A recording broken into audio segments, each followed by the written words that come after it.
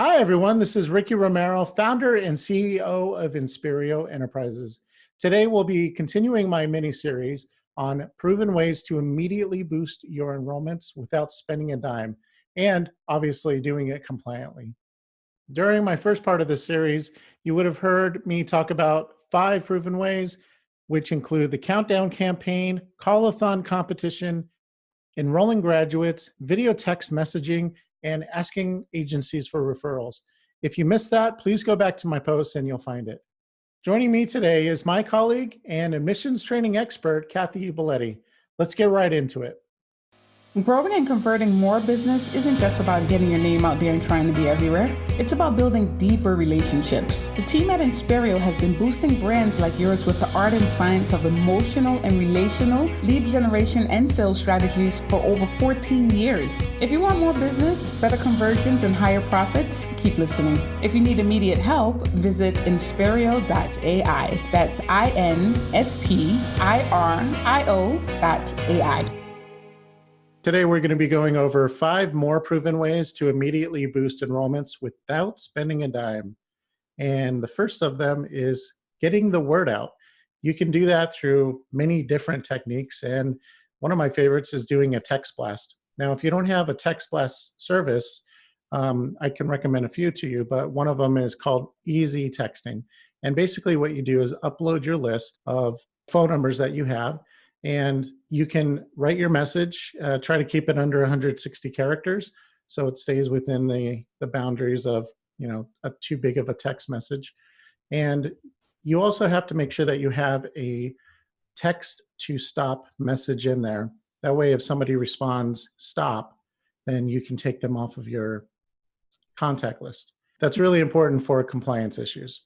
Now, one way that I ensure that I can text my contacts is by putting a disclaimer on your website under your lead form. So right before the submit button, you put a disclaimer saying, by filling out this form and clicking the submit button, you give us permission to call you, text you, and email you. By having a disclaimer like that, it'll ensure that you're doing everything compliantly and legally. Yes, when it comes to text blasts, it's so important to keep it short and simple.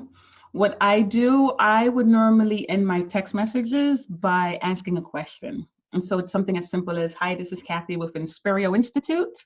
You requested information on one of our programs. Is that correct? So now it drives the prospect to have to answer your question, and it opens a dialogue so you can continue with the conversation from there. Now, another way to get the word out is by using GIFs. And if you don't know what a GIF is, it's an animated image. Sometimes it has a few words in there, but most of the time it's some sort of image that kind of repeats itself over and over again.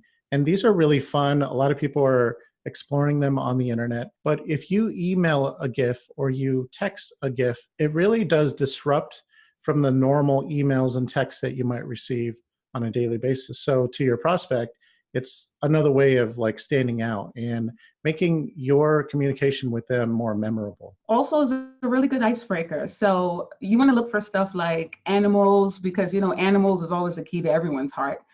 But it breaks the ice and it gets them laughing, and now they start to see you as an individual other than just a regular caller. What are some examples of gifts that you've done? Well, when I'm trying to get in contact with a student, I have my favorite gift, which is this little boy wearing suspenders. He looks like he's about 4 years old. He has his hand on his chin and he's shaking his head. And he's basically saying, tisk, tisk, tisk.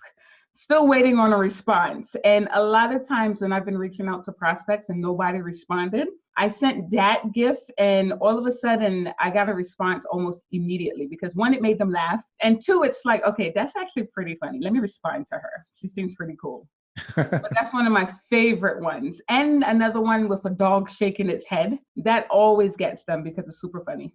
That's awesome. People love pets. Another technique for getting the word out is robocalling. By quickly getting your message out there through a robocall campaign, you can remind people that you're there, keep your brand top of mind with them, You can use it to do open house reminders or orientation reminders. The robocall doesn't have to just be a sales thing. It could be also a way to get people to follow up on their application process. Another way to get the word out is flyering. Now, it's as simple as creating a flyer, printing a whole bunch of them, giving it to your team to go around town and posting them up on community boards. For example, you can go to your library or your laundromat, or you can go to a local coffee shop or restaurants that have community boards. There's a lot of places that you can really get the word out there. Have a flyer that has some sort of call to action on there. I like to have the flyers with the take one, where you can just pull the bottom tab and your phone number is already on there and they can call you back at a later time. Another thing when it comes to flyering, you could also stop by local churches. A lot of churches are willing to add your flyer to their weekly bulletin. And it kind of ties in with the street walking, because I'll give you a perfect example. When I was working for Career Education Corporation in Long Island, myself and a couple of advisors, we drove to a heavily saturated area, a lot of small businesses and, like barber shops and schools and supermarkets. And we had flyers that were in Spanish and English. And all we did was go from door to door. We parked our car at one end of the neighborhood and we walked the entire neighborhood. And all we did was stop by small businesses. And a lot of times when you tell them that it's about higher education, they're 100% open. And they allowed us to post these flyers. Some of them told us to take like the entire window, put as many as you want. Some of them requested that we leave some at the counter so that they can actually market us. But it was pretty cool because you get to see that a lot of the people in the community, they're really involved when it comes to higher education. And the word is out there. So every time you have people that are shopping or just walking around, you see your school name blasted everywhere. So flyering and street walking is super important to growing schools. So another tactic for boosting your enrollments is by calling and contacting your cancels from the past 6 months. Cancels are the group of people who applied to your school. They showed up, they came to a tour, and they applied, but they just didn't start classes yet. So what I like to do here is send them a personalized email, text, calls, even direct mail, maybe a direct mail from your campus president or your director of admissions, and remind them about their motivations and pains. So look at all of the notes that you took on them and remind them of why they wanted to apply to your school in the first place. Absolutely. And when it comes to cancels, one of the most important things to do is to pull up their past history, because keep in mind, sometimes you have students that may apply to your school. And even though an NSLDS check is done the first time, sometimes that default status doesn't pop up until the following week. So then now they become a cancel, or sometimes students have emergencies where they're not able to complete the program after the first or second modules. Third, you may have a student that may be on academic probation, or after a couple of months of being in your school, they were dismissed for conduct. So you want to make sure that you know every student's situation before you get on the phone with them, because some of these students may not be allowed back in your school at the point in time, or their financial aid status may not be cleared for them to come back. So that's super important. Make sure that you pull the notes so that you have their prior situation. But then, like Ricky was saying, motivation and pain points. Why did you register in the first place? Why were you so excited? Has the situation changed? Let's get you back on board. Right. Great tips. Another tip here is that if you cannot get in touch with them because they're just not returning your calls, if on their application you ask for references or, point of contacts or anything like that, you can reach out to those people and see if they can point you in the right direction to get in contact with your cancel.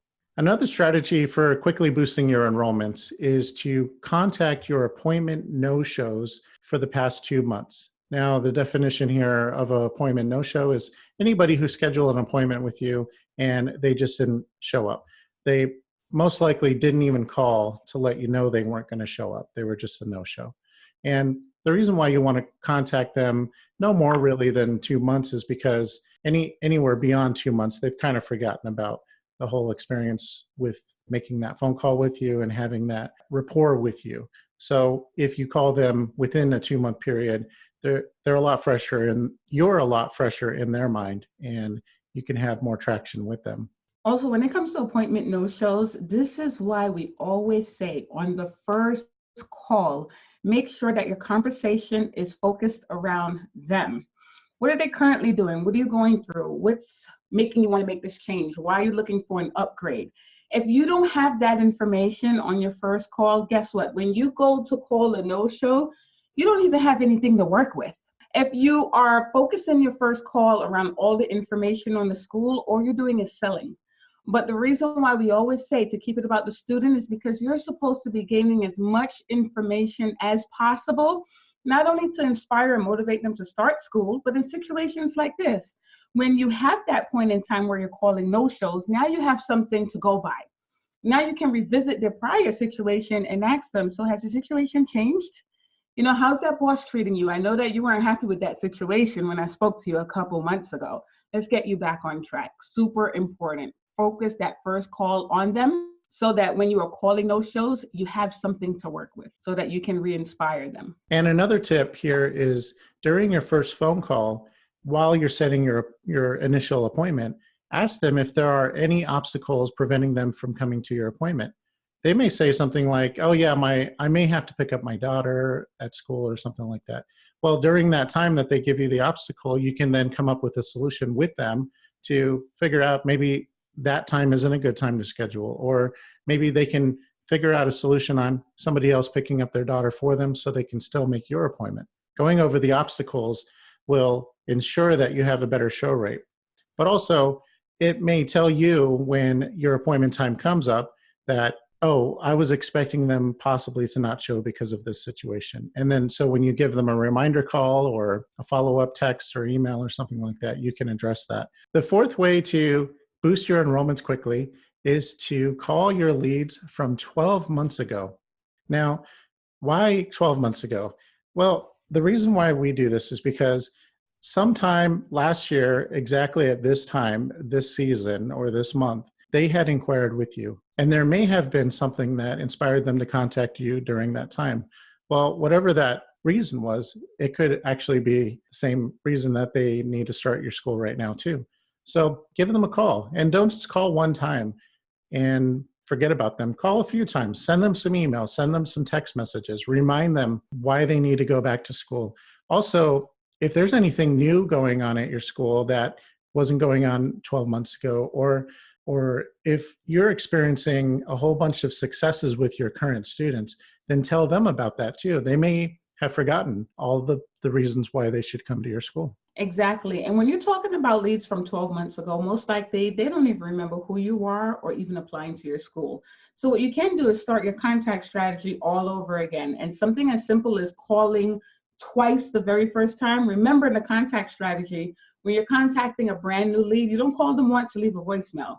You call them once, let the phone ring out, and then call them a second time. Because a lot of times if students don't recognize the number and it comes through a second time, all of a sudden it creates concern, like, wait a minute, is this a friend or a family member that's trying to contact me from a different number? And that's how you get your contact rates to increase. So leads from 12 months ago, most likely it's kind of like starting all over again. So now you start your contact strategy from scratch as far as your calls 3 times a day, emails, text messages, and all different types of contacts.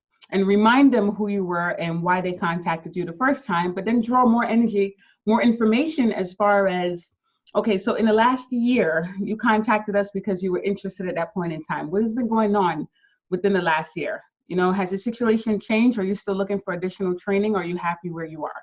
And the fifth way to boost your enrollments is to work with your financial aid department and look for people who were defaulters, but now they're out of default. Now, this only applies to schools that are Title IV eligible, but definitely work with your financial aid department. You don't want to mix duties when it comes to admissions and financial aid. And ask them to see who might be out of default now and ask for that contact list. And they could be your leads, they could be applicants, they could even be graduates who you want to enroll into another program. Now, the benefit of doing this is that they're now eligible for financial aid. They probably still want to be coming to school. And in some cases with leads and applicants, they may have not been qualified to join your school at that time, but they were really excited to join, but then they found out that they were in default. So now that they did all this work to get out of default, it's a great time to inspire them to come to your school. What's also so important about the defaulters, when you're calling them, make sure that your excitement level is at a 10. Because keep in mind, when students realize that they're in default and they start that repayment process that they go through, a lot of times it's on auto payment. And sometimes it's as low as $5 a month. Sometimes students just automatically go into repayment, they start working, and they totally forget about it. And they don't even realize that their 6 to 9 months is up and they're out of default. So that's a really good call to make. I know you weren't able to start at that time. They're going to respond, yeah, because I was in default. Well, guess what? Did you know that you're out? You'll be surprised how many students have no clue how fast that time has passed. And now they have another opportunity to get their lives back on track. Now, a warning to say here is that some of the applicants or graduates may not have been qualified to join your school, not just because of being in default, but also of academic standing. So just do a double check that they're in good academic standing before you contact them, because you don't want to have an embarrassing situation there. Absolutely. What? Bonus tip? Oh, yeah. So we have another bonus tip here. And this tip is really cool. Sometimes you just forget about this group, but high school graduates from last year. So I'm hoping that you're all collecting high school leads and you're categorizing them by their graduation year. Because let's say you get a junior, well, they're not going to start your school until they graduate after being a senior. So it's a great idea to track their graduation year and call them a couple years later. Now, one thing to do here is when you do call them back, engage by asking what they're up to now. They may have not done anything. They may have started another school, but they just aren't happy with it. There's going to be a lot of reasons why you can actually help them and you can inspire them to come to your school. Now, when it comes to discussing programs that are more career focused, some of them may say, well, my parents really wanted me to go to a 4-year university. Or they can say, well, they felt like going to get a degree would put me in a better place where I would be able to, compare more and fit in with the competition. There's an easy way to twist that around without offending, the prospect. You could easily say something like, well, that's awesome. A lot of the high school students that came to us last year, they're about your age. And right now they're already graduated. They're working in their careers. They're certified. But guess what? They're still continuing their education in college. It kind of makes them think, wait a minute. All right, so I'm around that age group. Who said that I just had to go get a certification and start working and forget about college? I can kill 2 birds with 1 stone. I can get a quick certificate where I can get into my career, get certified, start working, making a living, feel independent, and then continue my education. And in a lot of careers, it's really good to go ahead and get that degree anyway, as an addition, so that you really measure up to the competition. But the good thing is you're already working, you're already in your career, and you're continuing your education in school. That's right. They're so young still, and they have so many career track opportunities by finishing your program quickly, getting into the workforce, and being able to use that as a stepping stone to the rest of their career. So that concludes our 5 more proven ways to immediately boost enrollments. If you want more information about Inspirio and what we do, go to inspirio.ai. You can read what we're up to. And if you're interested, fill out the form or give us a call, and we'd be more than happy to talk with you. Also, keep in mind that I will be doing one more post on this mini-series called Our Top Secret Proven Ways to Immediately Boost Enrollments. You will not want to miss that one. These are the ones that we keep really close to our chest. And for the first time ever, Kathy and I are going to be sharing that with all of you. Have a great day, and we'll talk to you later.